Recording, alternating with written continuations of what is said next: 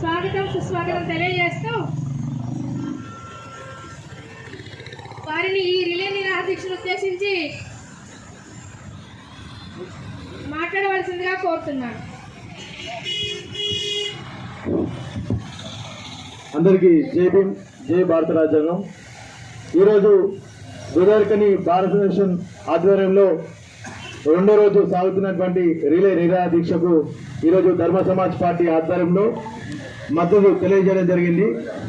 విషయమనగా మొన్న జరిగినటువంటి హైదరాబాద్లో దస్తగిరి అనే ఒక దుండగుడు, ఒక కీచకుడు, ఒక న్యాయవాది అయినటువంటి మన ఇజ్రాయిల్ గారిని నడి రోడ్డు మీద చంపడం జరిగింది. ఇది తీవ్రంగా సమాజంలో చర్య భావిస్తూ మరియు ఇలాంటి దుండగులను వెంటనే ప్రభుత్వం చర్య తీసుకొని ఇలాంటి దుండగుల పట్ల అడ్వకేట్స్కి, న్యాయవాదులకు అందరికీ రక్షణ కల్పిస్తూ దీని పట్ల భారతదేశ వ్యాప్తంగా అడ్వకేట్స్కి ప్రత్యేక చట్టం తేవాలని చాలా సంవత్సరాల నుంచి తెలంగాణ రాష్ట్రంలో ఉన్నటువంటి న్యాయవాదులు కానీ, భారతదేశంలో ఉన్నటువంటి న్యాయవాదులు కానీ ఎన్నో పోరాటాలు చేసినా కూడా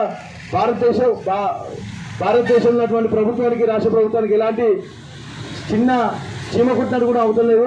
ఇప్పటికైనా ఇలాంటి చర్యను పునరావృతం కాకుండా చూడాలని, ఇలాంటి చర్య కాకుండా ఇలాంటి దుండగుల పట్ల పోలీసులు మరియు ప్రభుత్వం ఇలాంటి చర్య కాకుండా కంపల్సరీ దీనిపైన తక్షణ చర్యలు చేపట్టాలని ధర్మ సమాజ్ పార్టీ తరఫున డిమాండ్ చేస్తుంది. దాదాపు సంవత్సరం కాల క్రితం కూడా ఇలాంటి ఘటనలు ఎన్నో చూసాం. ఇంకా అవి తగ్గడం లేదు, ఇంకా పెరుగుతున్న తప్ప తగ్గడం లేదు.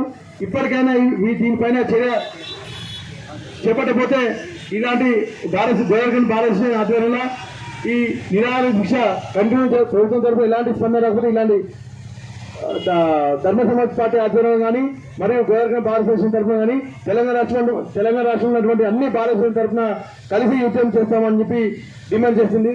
జై భీమ్, జై భారత రాజ్యాంగం.